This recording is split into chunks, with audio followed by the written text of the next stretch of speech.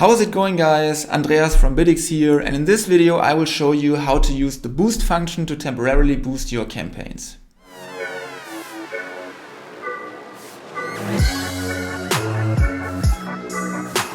With the Pro features, which are available from the professional plan onwards, you can use the boost function. If you are on the campaign level in the Discover tab, you can activate the boost function for any campaign.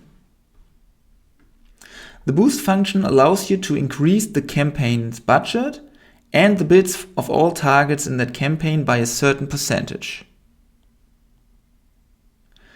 This can be especially useful for special events like Prime Day and the pre-Christmas period to guarantee visibility over the whole event.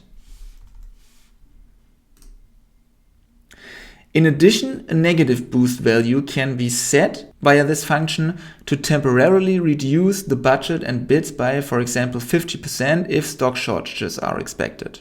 The boost values can also be exported and edited in a bulk file. So you can reset values at any time by uploading the old bulk file. I hope you liked this video. If you have any further questions about this topic, please don't hesitate to contact us. If you are logged into your BidX account, use the chat on the bottom right or simply send us a mail to hello@bidx.xyz.